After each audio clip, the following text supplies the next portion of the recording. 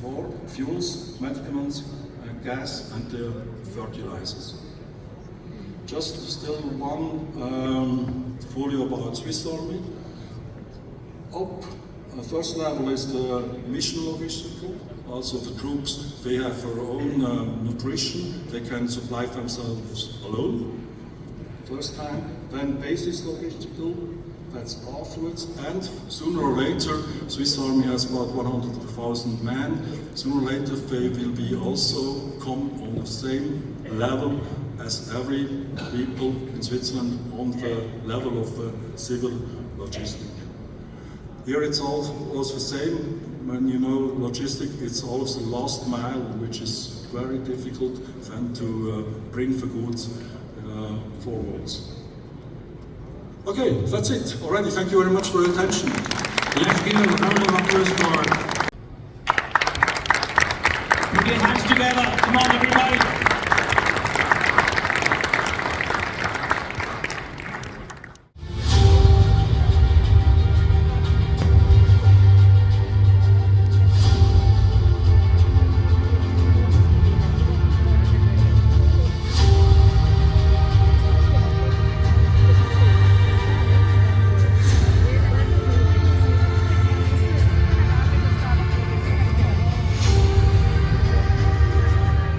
Chennai is growing as in our previous presentation, it is growing in a big way. So, our integrated township, we have identified nothing less than over 10-20 very good properties we have identified more closer to the city limit. So, Tayyur at OMR, NH4, Nemam, Chengalpatti GST, Kalavakam in OMR, Nolapur within the proper city limit, Varadarajapuram in Pudamali High Road. Atuvar, Atin, Arumai, Udaya, Sheyal, from the Tirikal, 975. This meaning, great souls, when their will is active, do mighty deeds rare to achieve.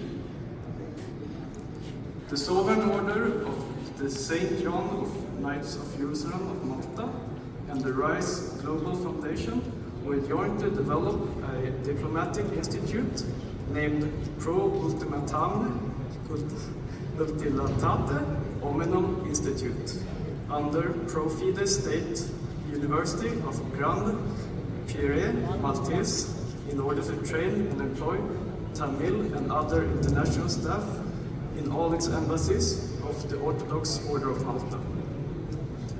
Tamil entrepreneurs who are members of the RISE will be identified and then nominated to the embassies as officers or diplomats by the RISE Secretariat and vetted by the Orthodox Order of Malta.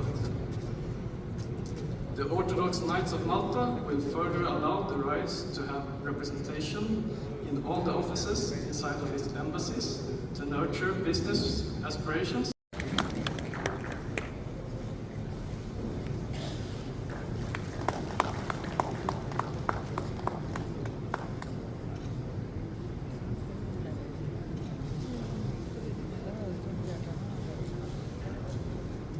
Chennai. Endo rangu sonna.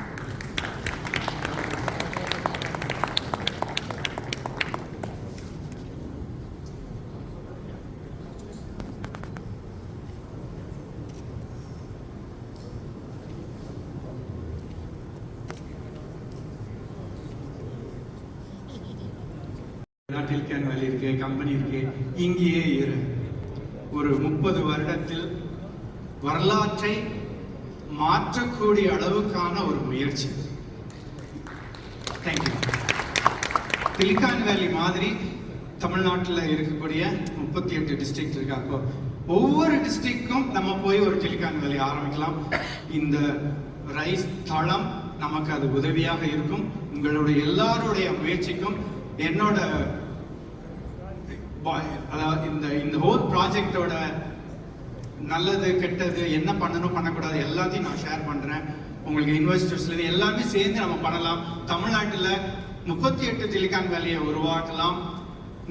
ஆயிரக்கணக்கான வேலை வாய்ப்புகளை நம்ம create பண்ணலாம். Aerospace and engineer Sabul Hamid. Chairman of AG Steel, to receive the first copy of souvenir Davos Conference. Can we have a clap, please?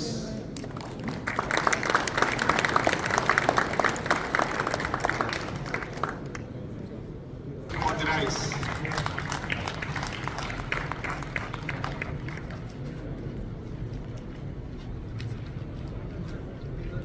வெள்ளி விழாமலர் வெளியீடு Davos.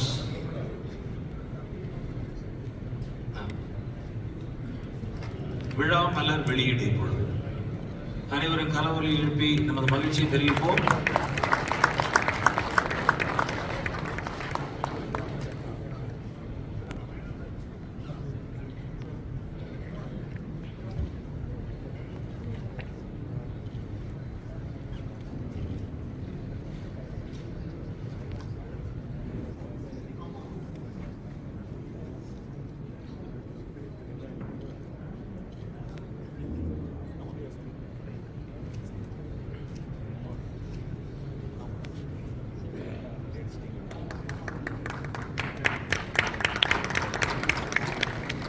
Tamil engineers. But before I go into this topic, today's session and today's honoring awards has proved all these visions which we focus. இன்று குழுமியிருக்கும் அத்தனை தமிழ் அறிவாளிகளுக்கும் தொழில் அதிபர்களுக்கும் அவர்களுடைய முயற்சியால் இந்த நிலைக்கு வந்து இந்த மாநாட்டில் பங்கு பெற்று இந்த மாநாட்டிற்கு உதவியாக இருக்கும் சமுதாயத்தை பார்க்கும் பொழுது யூனியன் இல்லை, ஆனால் எங்களுக்கு சுவிட்சர்லாந்துல இருந்து எல்லா நாடுகளுக்கும் வந்து bilateral agreement இருக்கு. அதனாடி உங்களுடைய ஸ்பெஷலாக வந்து இந்தியாவிலிருந்து மற்ற நாடுகளுக்கு சுவிஸ் யூரோப்பியன் யூனியனுக்கு எக்ஸ்போர்ட் பண்ண வேண்டிய ஆளுக்கு வந்து கண்டிப்பாக எங்களோட தொடர்பு கொள்ளுங்க. நாங்கள் வந்து டயலாக்ல என்கேஜ் பண்ணினால் this will lead to memorandum of understanding and then start to make business. இந்த கிழமை நியூஸை வந்து டிஸ்கஸ் பண்ணி முடிச்சா விஷயம் முடிஞ்சது. தியரியில வந்து economics drives politics, ஆனால் in reality politics drives the markets and the economy. ஏனென்றால் இங்கே வந்து லெஃப்ட் ஹேண்ட் சைடில் இருக்கிறதாண்டே வந்து உங்களுக்கு விளக்கப்படுத்துறது எல்லாம் உங்களுக்கு தெரிஞ்சா, ரைட் ஹேண்ட் சைடில் வந்து எங்களுடைய பங்குச்சந்தை ஃப்ரம் இந்தியன் ஸ்டாக் மார்க்கெட். அதனாடி வென்ஸ்டே வந்து எங்களுக்கு நான் பங்குச்சந்தையிலே வேலை செய்கிறேன். So I'm investment manager. அப்போ எங்களுக்கு நடுவில் இந்த நியூஸ் வாசிக்கிறது வேலை வடிவல்வி. அப்போ நியூஸ் வருது மோடி வந்து அவருக்குரிய மெஜாரிட்டி வந்து கிடைக்க இல்லை. So the entire market was dissatisfied and was selling shares. And the anticipation வந்து மோடி இந்த பிஜேபி வந்து மெஜாரிட்டி. சிவதான பிள்ளைகள் அத்தனை பேரும் மேடைக்கு அழைக்கிறோம். அனைவரும் சேர்ந்து கரவொலி எழுப்பி உற்சாகப்படுத்துவோம்.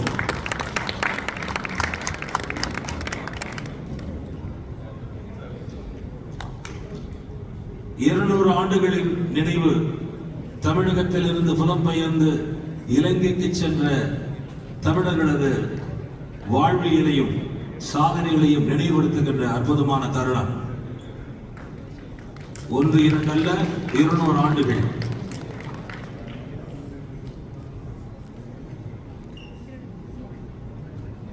இந்திய தமிழர்களுக்கும் இலங்கை தமிழர்களுக்கும் இடையில் இருக்கின்ற நினைவு உறவை நினைவு கூறுகின்ற தருணம்.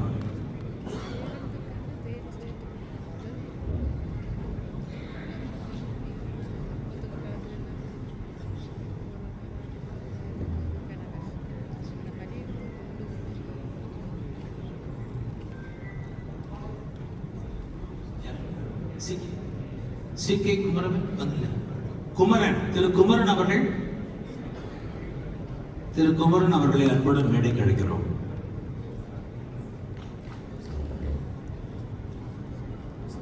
குமணன் மன்னிக்கவும், திரு குமணன் அவர்களை அன்புடன் மேடைக்கு அழைக்கிறோம். இந்த வர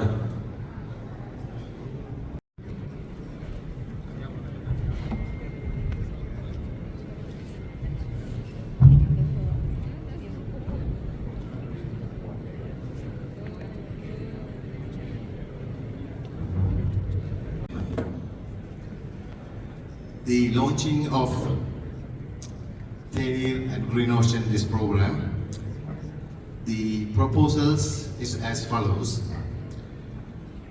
Firstly, to establish a skill development program for the Tamil youth from the upcountry region. Secondly, Sri Lanka has a coastline of 1,785 kilometers. More than half of it shared by North and Eastern district where the Tamils live. The coastline is rich in resources but require more infra and market access. The RISE Global has created a special purpose vehicle to support fishing.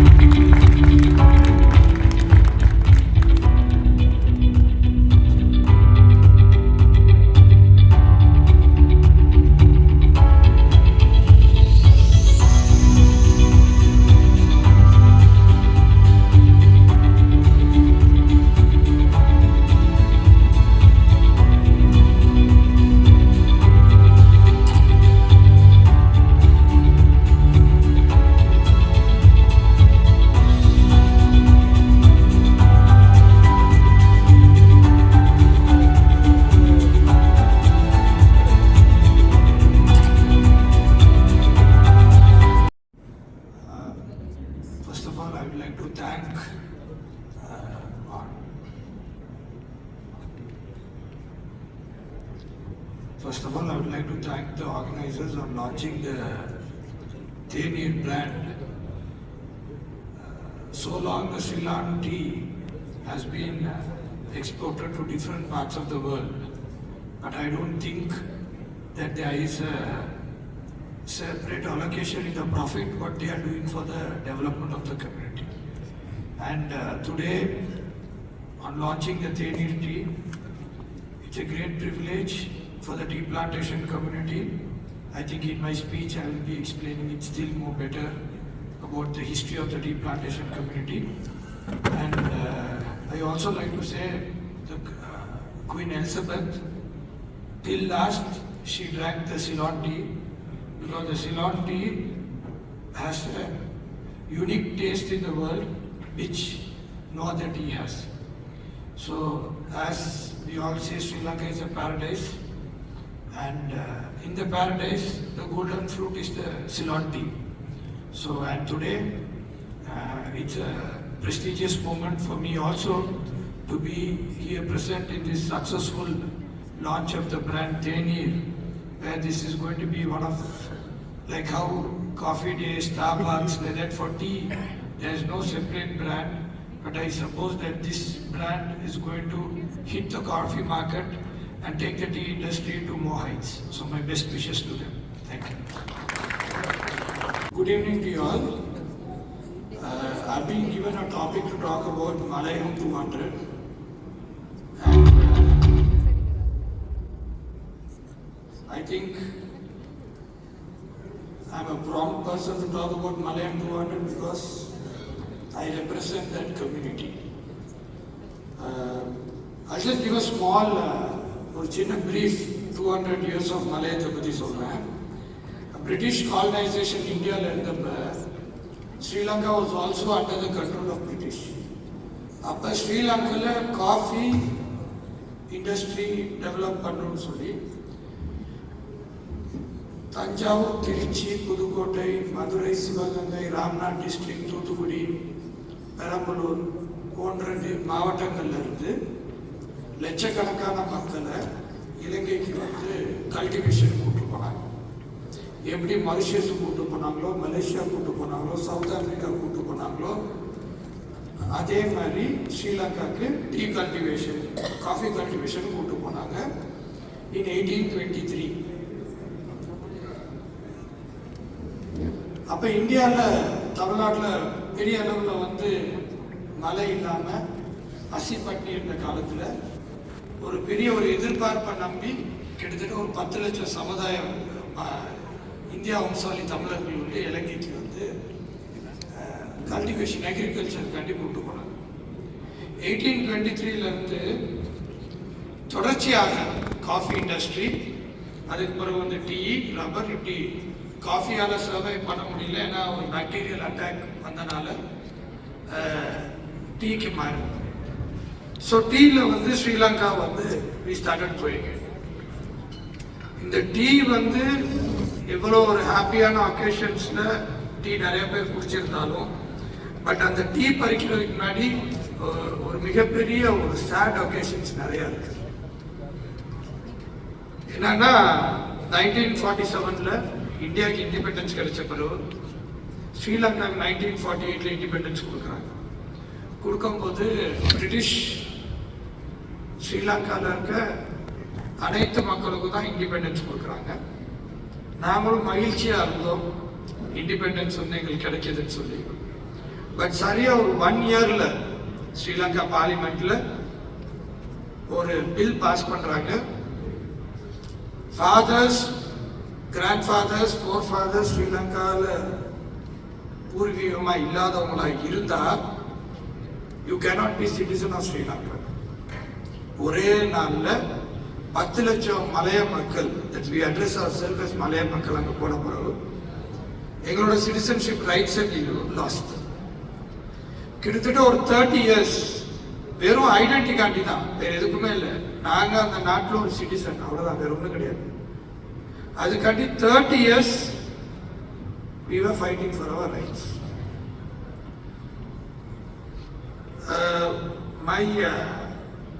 I belong to a political party. My leader was late Soumyamurthy Tondaman, who is the father of plantation community in Sri Lanka. He fought for 30 years for the rights of the citizenship. ஏன்னா citizenship இல்லைன்னா we can't go to university to study. ஒரு hospital போனால் we are refugees. ஒரு போலீஸில் ஒரு case போனால் we are refugees. We can't own land, we can't own anything. So 30 years வந்து ஒரு மிகப்பெரிய ஒரு struggle we went through. அந்த நேரத்தில் Indian government came forward. They negotiated with Sri Lanka and Sri Lankan government அந்த நேரத்தில் அப்போ நல்லது நடக்கிறது தான் எல்லாரும் எதிர்பார்த்தோம். பட் இன்னைக்கு நினச்சி பார்க்கும்போது அது எவ்வளோ பெரிய ஒரு கடினமான ஒரு ஃபேஸை இந்த டீ பிளக் பண்ணுற பிளான்டேஷன் கம்யூனிட்டி போயிருக்கோன்னு பார்த்தோன்னா, இந்த 10 லட்சம் பேரில் ஸ்ரீலங்காவில் சிட்டிசன்ஷிப் கொடுப்பாங்க only for 5 lakh people. Balance 5 lakh should go to India. எப்படின்னா elder brother will be in Sri Lanka. If he has to get citizenship, younger brother should go to India. Father will be here, mother to get citizenship na one person father will be here, mother will go with other son. இப்படி ஒரு 10 லட்சம் ஃபேமிலிஸை சரியா half and half பிரிச்சு from 1965 we were resettled in கோயம்புத்தூருக்கு மேலே இருக்க, ஊட்டிக்கு மேலே இருக்க கூடலூர், வால்பாறை, கேரளா பார்டரில் நியர் தென்காசி அந்த side, Courtallam side that side, அப்புறம் மைசூர், ஆந்திர பிரதேஷில் சித்தூர், அண்ட் ஈவன் கொஞ்சம் short people have got to short quantity of people have got to Andaman Nicobar islands. India government did resettle us back from where we came. திரும்ப கொண்டு போய் எங்களுக்கு புது இடங்கள்ல ரீசெட்டில் பண்ணியிருந்தாங்க. ஸோ அப்போ அதில் 50% of our strength in India, 50% of our strength இன் மலையம். இதனால இன்னைக்கு எங்களோட bargaining power in Sri Lanka government has come down. அந்த ஃபுல் ஸ்ட்ரென்த் இருந்தோம்னா now we would have been very politically more strong than what we are today. Because half of our strength was taken back, our strength in Sri Lanka became only 50%. And the 50% வச்சு we started developing. We had no citizenship for 30 years, where all the communities in Sri Lanka, every community in Sri Lanka had all the rights. We were people without rights.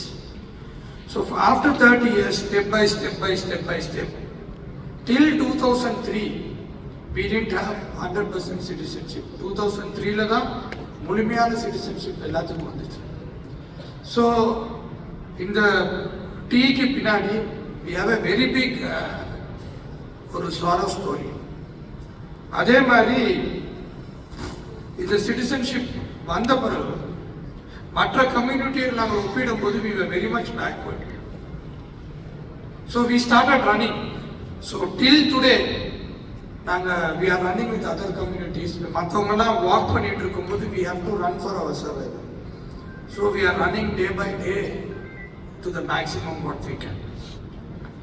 So அப்படி இருக்கிற சிச்சுவேஷன்ல ஸ்ரீலங்காவில் இந்த tea ஓட history என்னன்னா வேர்ல்ட்ல இருக்கிற best tea Ceylon tea.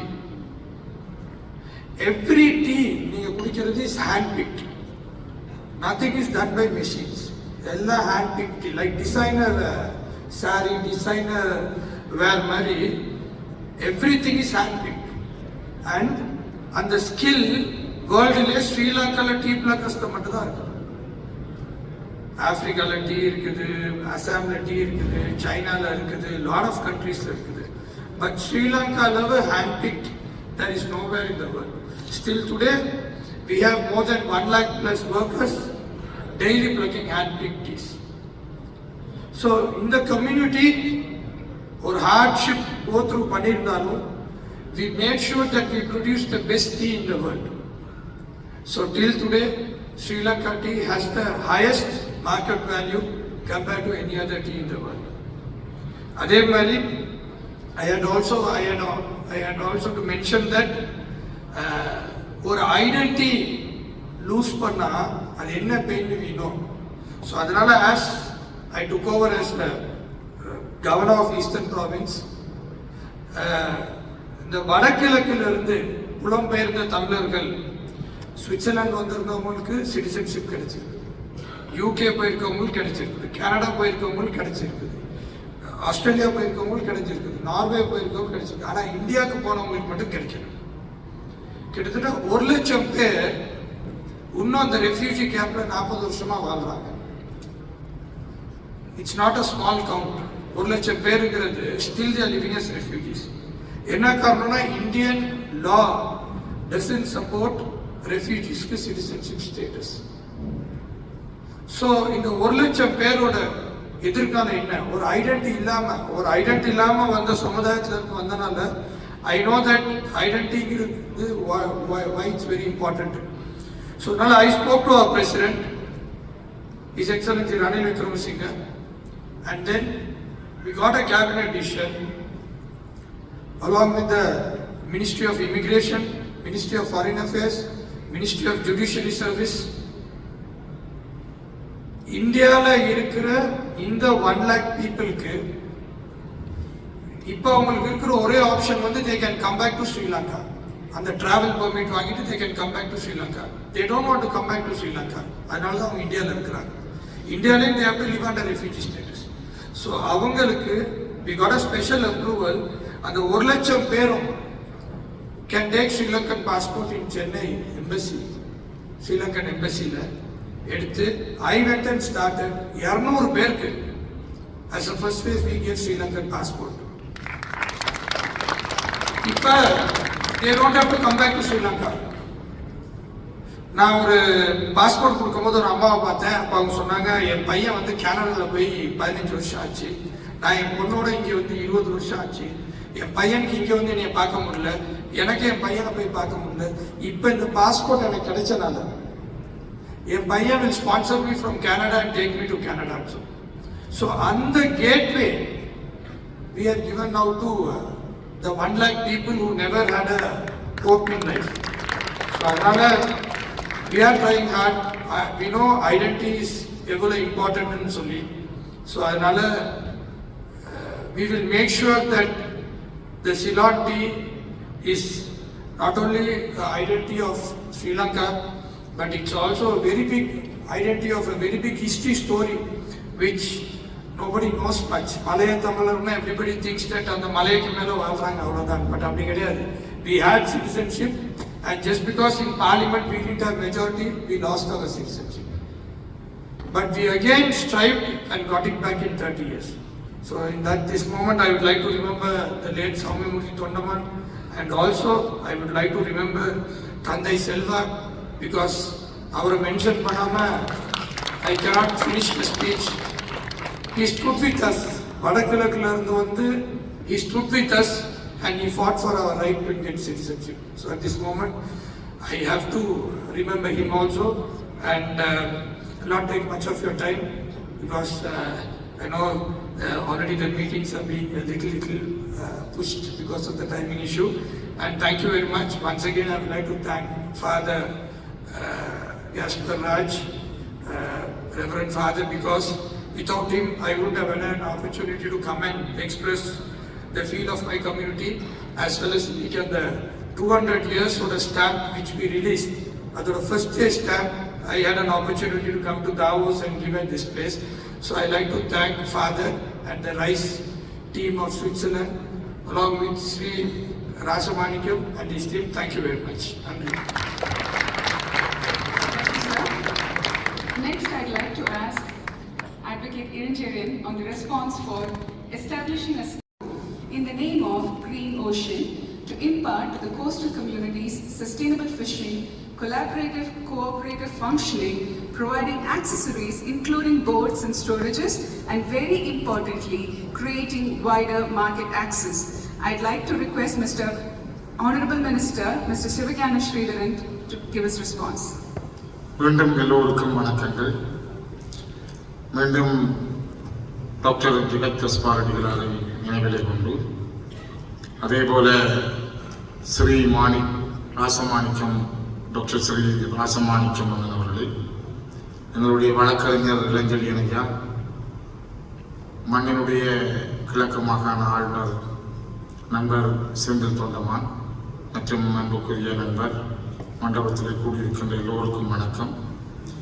தேநீரை நாங்கள் முதலில் திறந்து வைத்த பொழுது, ஆரம்பித்து வைத்த பொழுது என்னுடைய மனசில் 200 ஆண்டுகளுக்கு முன்னர் தமிழர்கள் ஆங்கிலேயர்களால் எவ்வாறு இந்தியாவிலே, குறிப்பாக தமிழ்நாட்டிலே இருந்து அழைத்து வரப்பட்டு கால்நடையாக மன்னாரில் இருந்து மலையகம் சென்று, மலையகம் என்கிற ஒரு மண்ணை ரயில் பாதைகளையும் போக்குவரத்து பாதைகளையும் அமைத்து அங்கிருக்கின்ற அந்த மண்ணின் வளத்தினூடாக இலங்கையினுடைய பொருளாதாரத்தினுடைய முதுகெலும்பாக மாறினார்களோ, அந்த நேரத்திலே நடந்து வரும் பொழுது இறந்தவர்களும், மலையகத்திலே தங்களுடைய உடல்களை ஆகுதியாக்கியவர்களும், அவருடைய கண்ணீரும் வியர்வையும் இரத்தமும் தான் நாங்கள் கிளாஸிலே அருந்துகிற தேநீராக என்னுடைய மனசிலே படுகிறது.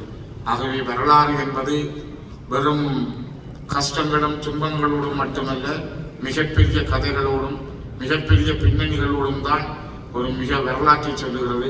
அந்த வரலாற்றின் அடையாளமாக இன்று இந்த தேநீர் அறிமுகமாக இருக்கிறது. அதனோடு இணைந்து எனக்கு தரப்பட்ட தலைப்பு வடக்கிலும் கிழக்கிலும், குறிப்பாக இந்த மீன்பிடி துறையில் இருக்கின்ற நெருக்கடிகள், அதனை விட கிரீன் ஓஷன் பச்சை இல்லங்களாக எவ்வாறு இந்த இடங்களை பேணிக்கொண்டது. குறிப்பாக இன்று வடக்கில் இந்திய மீனவர்களுக்கும் ஈழத்து மீனவர்களுக்கும் இடையில் மிகப்பெரிய அளவான மோதல்கள், குறிப்பாக தமிழ்நாட்டில் இருக்கின்ற மீனவர்களுடைய தொழில்நுட்ப வளர்ச்சி என்பது கடந்த காலங்களில் ஒரு பெரிய முன்னேற்றத்தை கண்டிருக்கிறது.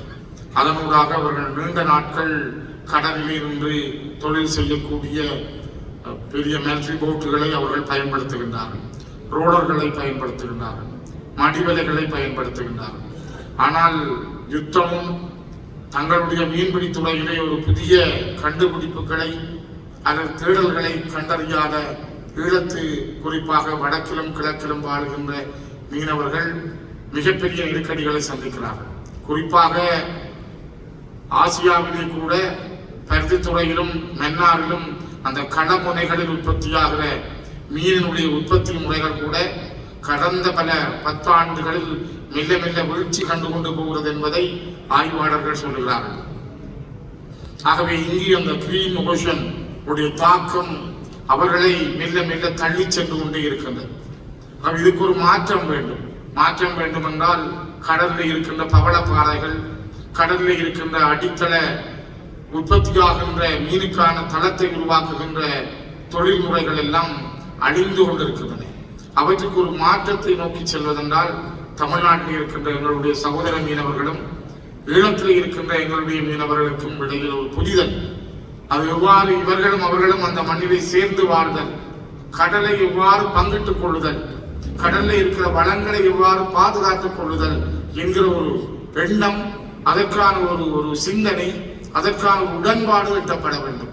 அவ்வாறு எட்டப்படுகிற பொழுதுதான் அது நான் நினைக்கிறேன் இந்தியாவுக்கும் இலங்கைக்கும் இடையில இருக்கின்ற கடல் பகுதிகளிலும் சரி, வடக்கிலும் கிழக்கிலும் எதிர்கொள்ளுகின்ற எங்களுடைய ஒவ்வொரு மீனவருடைய வாழ்க்கையிலும் அது மாற்றங்களை நோக்கி நகர்த்தும்.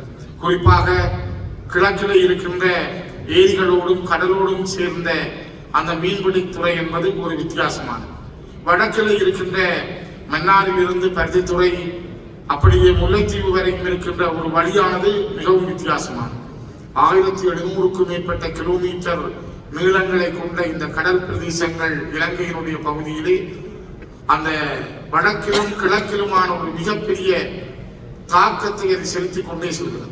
இந்த கடலிலே பொலித்தீன் பாவனைகளால் கடல் உயிரினங்கள் சந்திக்கின்ற மிகப்பெரிய அலைகள், கண்ணாப்பத்தைகளுடைய அழிவுகள், கடல் தாவரங்களுடைய அழிவுகள், அந்த கிரீன் ஓஷன் என்கின்ற சொல்லை ஒரு தூர தள்ளி வைத்துக் கொண்டு போகின்ற நிலைமையை உண்டாக்கி கொண்டிருக்கிறது. ஆகவே இதை மாற்றம் நோக்கி நகர வேண்டுமானால் மனித மனங்களில் மாற்றங்கள் வர வேண்டும். அந்த மனித மனங்களில் வருவதென்றால் அது தமிழ்நாட்டில் இருக்கின்ற எங்களுடைய சகோதர மீனவர்களுக்கும் ஈழத்தில் இருக்கின்ற சகோதர மீனவர்களுக்கும் இடையிலான ஒரு நிரந்தர உடன்பாடாக அது மாற வேண்டும். கடலிலே நாங்கள் தூரங்களை கணிப்பிட முடியாது, எல்லைகளை போட முடியாது என்பது உண்மையானாலும், ஆனால் ஒரு எல்லையை வகுத்து செயல்படுகிற பொழுதுதான் அந்த மீனவர்களுடைய தொழிலும் எதிர்கால வருமானமும் அவர்களுக்கான வாழ்க்கை பற்றிய தேடல்களும் ஏதோ ஒரு வகையில் காப்பாற்றப்படும். தொடர்ந்து வந்த 80 வருட கால எங்களுடைய அரசியல் வாழ்வு, அதிலே கடந்த 15 ஆண்டுகளுக்கு முற்பட்ட 30 வருட கால யுத்த அரசியலுக்குள்ளே நாங்கள் வாழ்ந்த காலம், கடந்த 15 ஆண்டுகள் எந்த தீர்வுகளும் இல்லாமல் ஏமாற்றப்பட்டுக் கொண்டிருக்கிற ஈழத்து மக்களுடைய வாழ்க்கையில் இந்த கிரீன் ஓஷன் என்பதும் ஒரு மிகப்பெரிய தாக்கம். கடல் வளங்கள் அழிகின்றன. கடல்ல இருக்கின்ற ஒரு சாதாரண உதாரணம், கடல்ல இருக்கிற சங்கு அழிந்து போனால் மீன் உற்பத்தி அழியும் என்பார்கள். காரணம், சங்கிலே இருந்து வருகின்ற சின்ன சின்ன நுண்ணுயிர்கள் நொதியங்களை மீன் உணவாக கொள்கிறது. ஆனால் அங்கே இருக்கின்ற பவளப்பாறைகள் அழிகிற பொழுது சங்கினுடைய உற்பத்தியும் இனப்பெருக்கமும் இல்லாமல் போகிறது. அவ்வாறு என்றால் இப்பொழுது வருகின்ற புதிய அட்டை பண்ணைகள், சைனா நாட்டில் இருந்து அறிமுகம் செய்யப்படுகின்ற அட்டை பண்ணைகளும் புதிய புதிய தாக்கங்களை அங்கே உண்டாக்கி இருக்கிறது. குறிப்பாக வடக்கின் கடலோரங்களில் மணலோரமாக இருக்கின்ற அல்லது ஓரளவு களியாக காணுகின்ற அந்த கடல் பாங்கான இடங்கள் எல்லாம் அட்டை பண்ணைகளாக மாறுவதனால் அது வருமானம் கூடிய துறையாக இருக்கலாம், ஆனால் மீனவ தொழிலே அது மிகப்பெரிய தாக்கத்தை செலுத்துகின்றது. ஆகவே இவற்றையெல்லாம் மாற்றி அமைக்கக்கூடிய ஒரு பச்சை இல்லங்களை உருவாக்கக்கூடிய மீனவர் வாழ்வு செழிக்கக்கூடிய வகையிலே மாற்றங்களை நோக்கியதாக இந்த ரைஸ் எளிமின் அமைப்பினுடைய செயல்பாடுகள் அமையும் என்ற நம்பிக்கையோடு என் கருத்துக்களை பதிவு செய்து நிறைவு செய்கிறேன். நன்றி. Thank you, sir.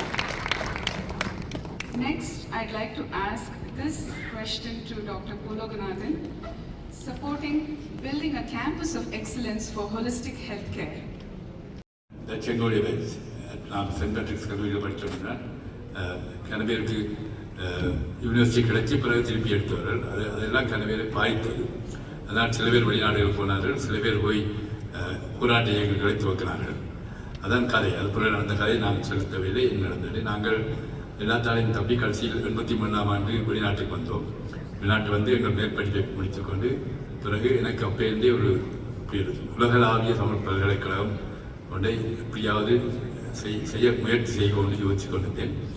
எனக்கு நேற்று தமிழ் என்ஜினியர்ஸ் ஃபோரம் டிக்ளேர் பண்ண முதலாவது என்ஜினியரிங் ஃபேக்கல்ட்டிக்கு அத்திவாரம் போட்டாச்சு. அடுத்தது மற்ற பல்கலைக்கழகங்கள் ஒன்று ஒன்றா வந்து கொண்டிருக்கும். அதாவது 2வது நாங்கள் முயற்சிக்கு கொண்டிருப்பது மருத்துவ பல்கலைக்கழகம். அது கட்டாயம் ஸ்ரீலங்கா தான் இருக்கணும் இல்லை, ஆனால் ஸ்ரீலங்காவில் நாங்கள் ஒரு பைலட்டாக செய்கிறதுக்கு எல்லா வசதிகளும் இருக்குது. உதாரணமாக இந்த ஹோலிஸ்டிக் ஹெல்த் கேர் பார்க்க போனால் கிழக்கு மாகாணத்தில் குவைத் அரசாங்கம் ஒரு ஹோலிஸ்டிக் ஹெல்த் சென்டர் கணக்கு பில்டிங் கட்டி கொடுத்துருக்காரு. கட்டி பில்டிங் தான் இருக்குது, ஆனால் அது நடத்துவதற்கு போதுமான ஆளடியும் பண இதுவும் இது பத்தாது. அதை நாங்கள் செய்யலாம். 2வது யாழ்ப்பாணத்தில், அதாவது வடக்கு மாகாணத்தில் பழைய 2 பல்கலைக்கழகங்கள் இருக்குது. 1850ஆம் ஆண்டு முதலாவதாக துவங்கப்பட்ட பல்கலைக்கழகம் ஒரு டாக்டர் ஹாஸ்டல்லேருந்து வந்து மஸ்ஜித்லேருந்து வந்து தமிழ் படித்து தமிழ் புத்தகங்கள் எழுதி அப்போ முதலாவது ட்ரெயினிங் சவுத் ஏசியாவில் முதலாவது பல்கலைக்கழகம் அது. அந்த பல்கலைக்கழகம் பிறகு வேறு வித அரசியல் காரணங்களுக்காக நிறுத்தப்பட்டு கொழும்புக்கு மாற்றப்பட்டது. கொழும்பு அதான் இப்போ தற்போதைய கொழும்பு பல்கலைக்கழகம். ஆனால் இன்னும் அந்த அந்த ஆரம்பித்த ஆஸ்பத்திரி இன்னும் இருக்கிறது, கிரீன் மெமோரியல் ஹாஸ்பிட்டல். மற்ற மூணாயிரத்து இடத்துல ஒரு கோஆபரேட்டிவ் சிஸ்டம் ஒரு ஹாஸ்பிட்டல் 100 வயது உடையது. அங்கேயும் ஒரு மருத்துவக் கல்வி இருந்தது. எல்லாம் இப்போ முடங்கி போயிட்டது. அப்போ எங்களுக்கு இப்போ அங்கே ஒரு புது பில்டிங்கள் ஒன்று கடத்தவில்லை, ஹோலிஸ்டிக் கேருக்கு அது ஒரு காரணம். ஆனால் எங்களுடைய இதன்படி நான் ஒரு ஃபேமிலி மெடிசன், அதாவது குடும்ப வைத்தியத்தை ஒரு பின்பற்றெல்லாம் படித்து 3 நாடுகளில் நான் குடும்ப வைத்தியராக வேலை செய்யக்கூடிய தகுதி பெற்றிருக்கேன். அதாவது ஆஸ்திரேலியா, ஸ்ரீலங்கா, UK 3 இடத்தையும் நான் வேலை செய்யக்கூடிய தகுதியோடு இருக்கிறேன். அப்போ அந்த அனுபவத்தை வச்சு நான் ஒரு ஹோலிஸ்டிக் கேர் சென்டர் இந்த மாதிரி செய்கிறதை பற்றி துவங்கி இது நல்ல ஸ்டார்ட். அடுத்தபடி அதாவது நாங்கள் அடுத்த மகாநாடு அபுதாபியில் நடக்கும் போல இருக்கிறது. நாங்கள் அடுத்ததாக கேட்க போகிறோம். அதுக்கு அடுத்த மாநாடு கட்டாயம் இலங்கையில் வைக்கணும். அது வைக்கும்போது நாங்கள் வந்து இன்ஜினியர்ஸ் ப்ரெசென்ட் பண்ண கூடுதலாக செய்ப்போம். என்றால் நாங்கள் ஒன்றும் கட்ட தேவையில்லை, பில்டிங்கள் தேவையில்லை, ஆட்கள் இருக்கிறார்கள், காலனி ஓன்லி கொஞ்சம் சீர்திருத்தம் செய்வோம், அதான் இம்பார்ட்டன்ட். மற்றது மருத்துவம் வந்து இப்போ கணக்கு மாறிட்டு எல்லாம் வந்து மாற்றம் ஒன்று தான் மாறாது. நாங்கள் மாறாமல் இருந்தால் நாங்கள் இல்லாமல் போயிடும். அதாவது டால்டன் இந்த கூப்பு விதியின்படி நீங்கள் தேவைக்கேற்ற மாதிரி மாறாடி உங்களுடைய இது இல்லாமல் போயிடும். அப்போ மருத்துவத்தில் என்ன நடந்திருக்கேன்னா, முதலாவது முந்தி இதுவரை காலமும் நீங்கள் கட்டாயம் மேலவரில் 3 பாடம் விசேட சித்தி பெற்றால் தான் மருத்துவ கல்வி போகலாம். அது இல்லாட்டி அது கிடைக்காதவர்கள் பெற்றோர்கள் பணம் இருந்தால் வேறு நாடுகள் கல்வி படிப்பிக்கிறார். 2வது கதவு. இப்போ 3வது படி தொடர்ந்திருக்கேன்னா நீங்கள் ஏலவல் படிக்க தேவையில்லை. அதாவது ஒரு BA செய்தவரால், ஆர்ட்ஸ் செய்தவரால் மெடிசன் செய்யலாம். அதுக்கு புதுசாக ஒன்று வளர்ந்துருக்காது. இங்கிலாந்து தான் துவங்கி இந்த வருஷம் முதலாவது துவங்கினார்கள் அப்ரெண்டிஸ் பேஸ் மெடிசன். அப்போ நான் உங்கள் சஜஸ்ட் பண்ண இந்த ஹோலிஸ்டிக் கேர் சென்டர் முதலாவது எல்லாருக்கும் வாய்ப்புக்கூடிய, அதாவது டாக்டராக வரக்கூடிய வாய்ப்புகளை உருவாக்கி கொடுக்க வேண்டும் முதலாவது. 2வது இப்போது வெளிநாடுகளில் நியாயமான எங்களுடைய எக்கானமி வெளிநாடுகளுக்கு வேறு நாடுகளுக்கு போகுது. அதை தமிழ் கம்யூனிட்டிக்கே வச்சுக்கிறோம். தமிழ் பல்கலைக்கழகத்தை உண்டாகினா அங்கு வந்து படிப்பார்கள். அதே 3வது அதை வெளிநாடுகளுடன் தொடர்பு படுத்துறது. அதாவது மேற்கத்திய, அதாவது பிரிட்டன் தான் எங்களுடைய காமன்வெல்த்துக்கு தாய்நாடு மாதிரி. அங்கே அவர்கள் செய்கிறது தான் எல்லா காமன்வெல்த் நாடுகளும் செய்கிறார்கள். அங்கே தான் இது முதலாவது துவங்கியிருக்கு அப்ரெண்டிஸ் பேஸ் மெடிசன். அதை நாங்கள் இதில் பரிசீலித்து பார்க்கலாம் உண்டு. ஆகவே இது கெரியன நடக்கும் என்று அடுத்த மாநாட்டில் ஓரளவு நிறைவேறி இருக்கும்னு சொல்லி எனது உரையை முடித்துக் கொள்கிறேன். நன்றி. எளிமை அமைப்பில் நான் சேர்வதற்கு முக்கியமான ஒரு ஆளுமை இந்த மகாநாட்டு மண்டபத்தில் இருக்கின்றார். திருவாளர் அண்டன் பொன்ராஜா. இவர் பாருடைய நெடுங்கால நண்பர். இவர் எனக்கும் ஒரு 30 ஆண்டுகளாக நண்பராக இருக்கின்றார். நான் என்னுடைய அலுவலகத்துக்கு வந்தபோது இந்த ரைஸை பற்றி, ரைஸ் எப்படி எளிமை அமைப்பு இவ்வளவு ஒரு ஆலமரமாக வளர்ந்திருக்கிறதுக்கு இவரும் ஒரு காரணமாக எனக்கு அறிமுகப்படுத்தினார். அந்த வகையில் நான் அவரை அறிமுகப்படுத்துவதில் நான் மிக்க மகிழ்ச்சி அடைகின்றேன். ஒரு சில வார்த்தைகள் அண்டன் பொன்ராஜா அவர்களை சொல்லுமாறு கேட்கின்றேன். நன்றி.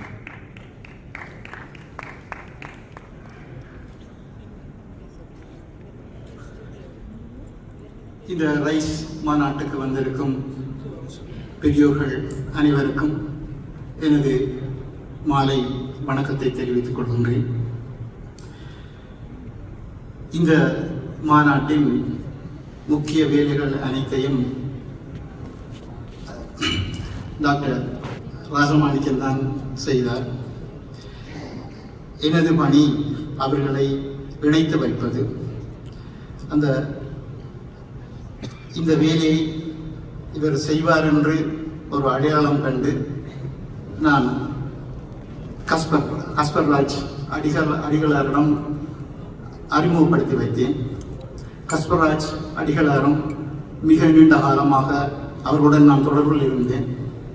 அவர் ஈழத்தமிழர் விடுதலை போராட்டத்தில் மிகவும் உன்னிப்பாக அவர் தனது பங்களிப்பை செய்து கொண்டிருந்தார். அதாவது நாங்கள் இங்கு அகதிகளாக சுவிஸ் மண்ணில் இருந்த பொழுது எமது மண்ணின் நிகழ்ச்சிகளை அவர் வெரிட்டாஸ் வானொலியின் ஊடாக எமக்கு கொடுத்தளித்தார். அந்த காலகட்டத்திலிருந்து அவருடன் தொடர்புகளை நான் ஏற்படுத்தி கொண்டிருந்தேன். அப்பொழுதுதான் இந்த ரைஸ் அமைப்பை உருவாக்கினார். இது ஒரு தமிழ் வியாபார மையமாக இருக்க வேண்டும் என்பதும் இந்த உலகத் தமிழர்கள் அனைவரையும் ஒன்றிணைக்க வேண்டும் என்ற நோக்கத்தில் தான் இதை உருவாக்கினார். அவர் என்னிடம் கேட்ட பொழுது இந்த சுவிஸில் பல வியாபார முகவர்கள் இருந்தார்கள். ஆனால் என்னுடன் மிகவும் மனம் விட்டு பேசக்கூடிய ஒரு நண்பனாக ஸ்ரீ இருந்தார். அவரிடம் இந்த விடயத்தை கூறினேன். அவர் உடனடியாக இந்த மாநாட்டுக்கு சென்று துபாய் மாநாட்டுக்கு சென்று இங்கே இந்த தாவோஸில் ஒரு நிகழ்ச்சி செய்ய வேண்டும் என்று இது அவரது சொந்த முடிவு, சொந்த எண்ணம். அன்று 2 வருடங்களுக்கு முன்னர் எடுத்த முடிவை இன்று அதை நனவாக காட்டியிருக்கின்றார். ஆகவே நான் அவரை அறிமுகப்படுத்தியதற்கு மிகவும் பெருமைப்படுகின்றேன். இந்த வாய்ப்பை தந்ததற்கும் நான் நன்றியை தெரிவித்துக் கொள்கின்றேன்.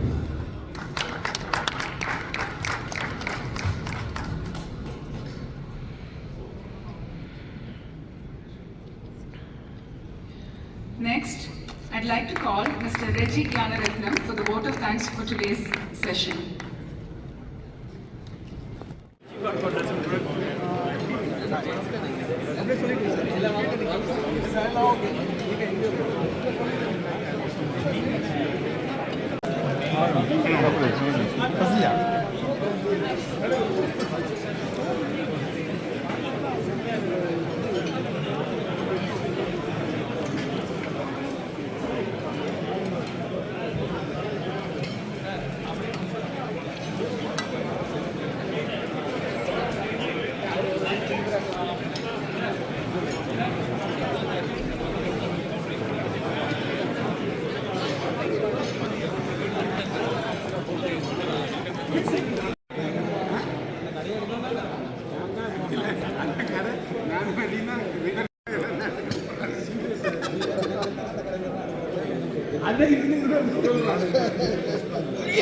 Organization called Banyan, which is based out of Chennai, which was founded by 2 women, Vandana and Vaishnavi, almost 30 years ago.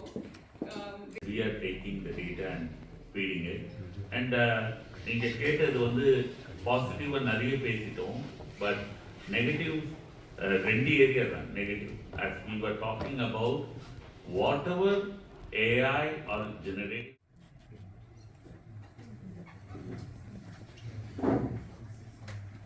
அனைவருக்கும் வணக்கம். சில நிமிடங்கள் தாமதமாகிவிட்டது. என்னுடைய நேரம் வந்து பிழையாக இருந்தது. நான் 6 மணி 4 மணி என்று விட்டேன். Let's put our hands together to welcome Saleh Al-Zafari, accompanied by Jayamar. Global Tamil Awards. Mr. Maghendran from Tirupur. Let's give a big hand for Maghendran, Mr. Maghendran and Mr. Melvin Anthony.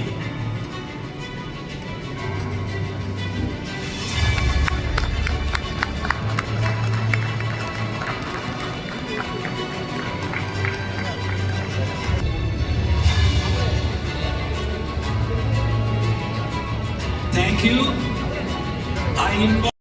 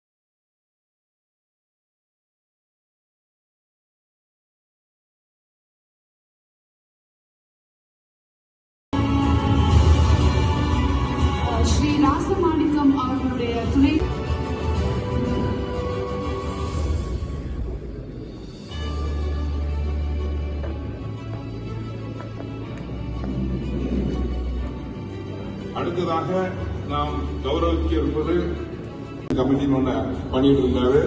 நம்ம எல்லாரும் வந்து பாத்தீங்கன்னா Qatar சிங்கம் அப்படின்னு சொல்லிட்டு இருந்தோம். இப்போ வந்து அவர் குளோபல் சிங்கமா மாறிட்டாரு. ஆல்பர்ட் பர்பான்ஸ் அவர்களை அன்புடன் வேடிக்கை வைக்கிறோம்.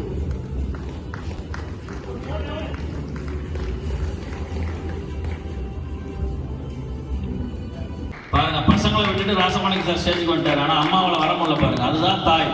அந்த தாய்மைக்கு ஒரு கைதல போடுங்கப்பா.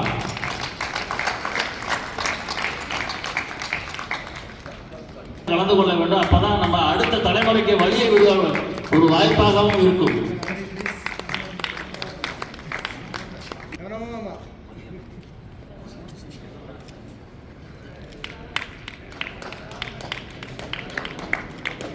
உணவு இடைவேளைக்கு அப்புறம் பார்த்தீங்கன்னா ஒரு உன்னதமான ஒரு அமர்வு ஒன்று இருக்கிறது. 44 ஆண்களாக இங்கே வாழ்ந்து கொண்டிருக்கும்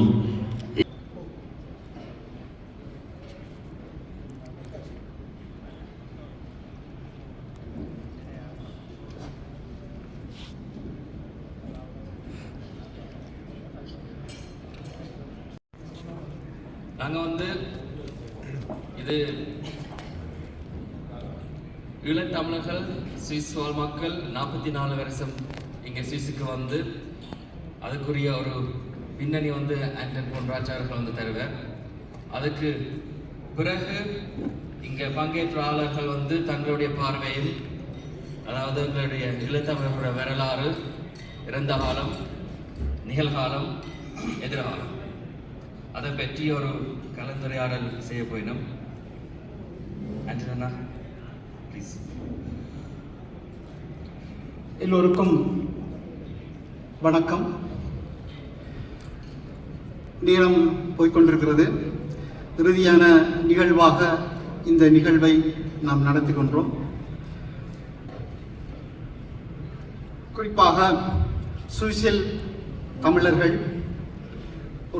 ஒரு வரலாற்று பார்வையை பார்ப்பதற்காக இங்கே முதலில் நான் இந்த ஒரு வரலாற்று பின்னணியை தரவிருக்கிறேன். அதன் பின்னர் நிகழ்ச்சிகள் தொடரும். சுவிஸ் தமிழர் வாழ்வும் வரலாறு.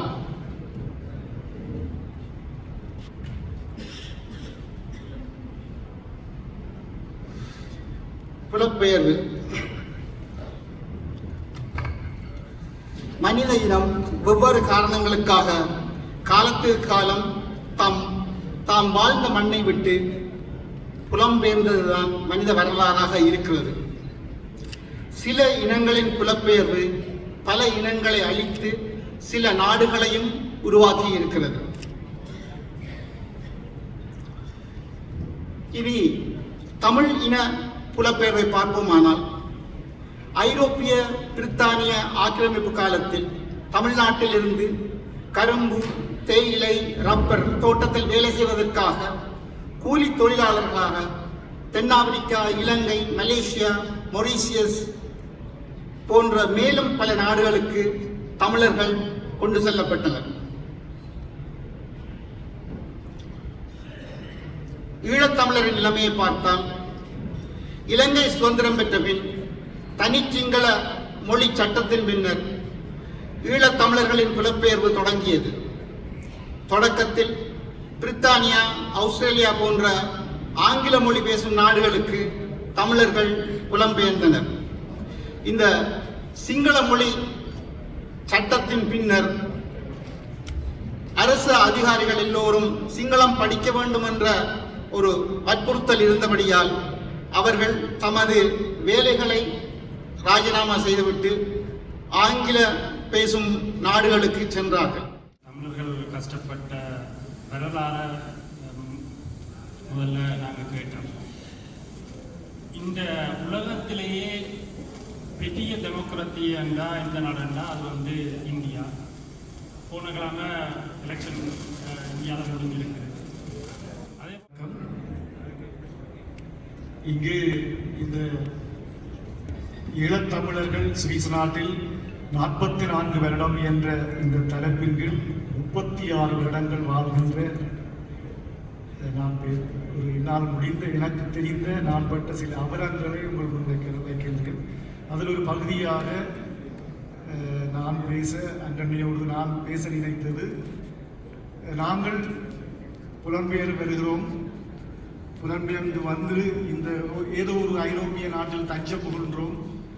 இங்கு வரும்போது எங்களுடைய மொழி தேடல்களின் தேவை வருகிறது. அதை எப்படி நிறைவேற்றப் போகின்றோம் வருகின்றோம். எங்களுடைய வேலை, எங்களுக்கான பொருளாதார தேவையை அதை எங்களுடைய வேலையின் போது நிவர்த்தி செய்த பின் எங்களுடைய மொழி தேடல் பற்றிய தேவை வருகிறது. அதை எப்படி செய்யலாம், எப்படி நிறைவேற்றலாம் என்கின்ற போது நாங்கள் வாசிக்க வேண்டும். ஏனெனில் அது முக்கியமான விஷயம். எங்களுக்கு இந்த மொழிக்கும் எங்களுக்குமான இடைவெளி நீண்ட தூரமாக இருந்தது. நாங்கள் முற்றிலும் அறியாத ஒரு மொழியுடைய நாட்டில் கொண்டு வந்து விடப்பட்டிருக்கின்றோம். அந்த நாட்டில் எங்களுடைய தமிழ் தேடல்கள் தேவையாக இருந்த பொழுது சிறு பத்திரிகைகள் என்ற ஆரம்பம் வருகின்றது. முக்கியமாக நான் சொல்ல வேண்டிய இங்கு வைக்கிற ஒரு செய்தி என்னவென்றால், புலம்பெயர்ந்து சென்ற நாடுகளில், ஐரோப்பிய நாடுகளில் தான் சிறு பத்திரிகைகள் ஆரம்பமாகின. நோர்வே, ஜெர்மன், பிரான்ஸ், சுவிஸ் போன்ற நாடுகளில் தான் முதல் சிறு பத்திரிகைகள் ஆரம்பமாகின்றன. அந்த சிறு பத்திரிகைகளில் எங்களுக்கு அச்சு பதிப்பதற்கான எங்களுடைய பொருளாதார தேவைகள் எங்களிடம் அப்பொழுது கையில் இருக்கவில்லை. அதனால் கையெழுத்து பத்திரிகைகளில் ஆரம்பிக்கின்றோம். அன்றென்று சொன்ன மாதிரி வணக்கம் வருகின்றது, மனிதம் என்ற சில சிறு பத்திரிகைகள், முற்போக்கு பத்திரிகைகள் வருகின்றன. நாங்கள் சிறு பத்திரிகைகள் ஆரம்பிக்கின்றோம். அதன் தொடர்ச்சியான முன்னேற்றம் அச்சு பதித்து இங்கு ஐரோப்பிய நாடுகள் எல்லாவற்றிலுமே முக்கியமான சில இலக்கிய பத்திரிகைகளாக கொண்டு வருகின்றோம். அது எங்களுடைய நல்ல வளர்ச்சி. அந்த இலக்கிய பற்றிய தேடல்களை நாங்கள் ஒரு பக்கம் செய்து கொண்டிருந்தோம் என்பதற்காகத்தான் இந்த செய்தியை சொல்லுகின்றேன். அதைவிட பொருளாதார முன்னேற்றங்கள் நடக்கின்றன. ஒவ்வொருவரும் தங்களுக்கான பொருளாதார தேடல்களை பொருளாதார முனைவோர்களாக மாறுகின்றார்கள். இங்கே முக்கியமானவர்கள் இருக்கின்றார்கள். நண்பன் சிறியார் குமாரன் அவர்கள் போன்ற பொருளாதார முனைவோர்கள் இருக்கின்றார்கள். அதன் முன்னேற்றம் தான் இங்கு டாவோஸ் மாநகரில் நாங்கள் இருக்கின்றோம். இந்த இன்று 30 வருடங்களுக்கு முன் பொருளாதார மகாநாடு டாவோஸ் மாநகரில் நடத்தி அதில் நின்று நான் பேசுகின்றேன் என்பது இந்த புலம்பெயர் தேச மக்களின் ஒரு பொருளாதார முன்னேற்றம். இதற்கு முன்னெடுப்பு செய்த இந்த ரைஸ் குழுவினருக்கும் அதை இங்கு நடத்தி முடித்திருக்கின்ற என் நண்பர் ஸ்ரீ ராஜமாணிக்கத்துக்கும் என் மனமார்ந்த வாழ்த்துக்களும்.